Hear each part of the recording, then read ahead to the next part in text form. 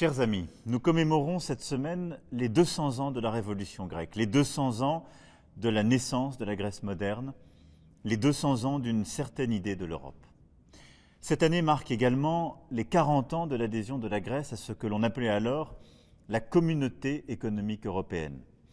Et je vois dans la conjonction de ces deux dates un symbole fort.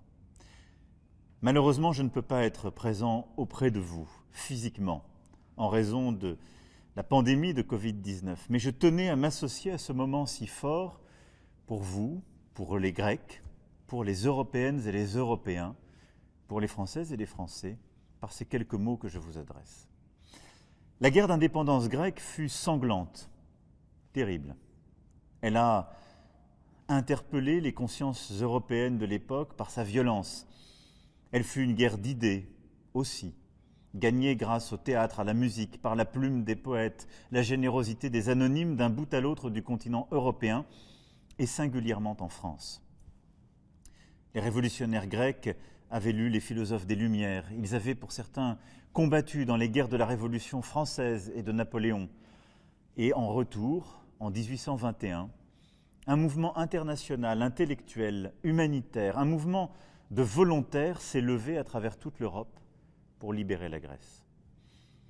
Ce mouvement, ce fut celui de combattants de la liberté, de Grecs qui périrent dans des scènes d'une cruauté terrible pour l'indépendance, la liberté, l'avènement de la Grèce moderne.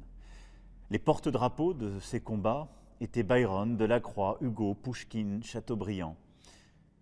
Et au-delà de ces philhellènes illustres, la guerre d'indépendance grecque a suscité le premier élan proprement populaire de solidarité internationale de l'histoire, où chacun pouvait contribuer en achetant une partition, en assistant à un spectacle, en donnant un sou, en vivant une part de ce combat. L'envie de liberté grecque a été et demeure un point de référence, un point d'ancrage, une lumière pour l'Europe. Cette idée que nous nous faisons aujourd'hui, nous, Européens, de nous-mêmes, de notre continent, de ce que nous attendons de l'Europe, de notre solidarité commune, cette idée vient aussi, je le crois profondément, des combats de 1821. Alors ressourçons-nous aux idéaux de 1821, à l'énergie populaire, à l'élan intellectuel et solidaire. Rappelons-nous, par ce bicentenaire, que notre relation d'amitié avec la Grèce est passée par les armes, avec la bataille de Navarin et l'expédition militaire française de Morée, mais surtout par les lettres, les arts, l'engouement populaire pour une cause juste. Le sentiment qu'être européen, c'était être amoureux de la liberté. Qu'être européen, c'était défendre une civilisation et une certaine idée de celle-ci. Sur un continent qu'il a payé au prix fort. La liberté ne s'hérite pas, elle se conquiert.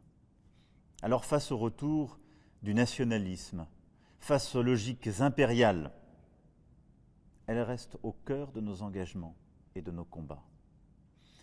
Nous aimons votre pays, aujourd'hui encore, avec l'enthousiasme des premiers philhellènes.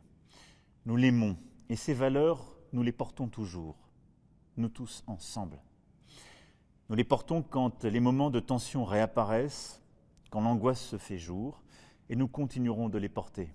Et je voulais vous dire avec beaucoup de force, de conviction et d'amitié que je ne pense pas simplement à l'histoire, je pense à notre présent, à notre avenir.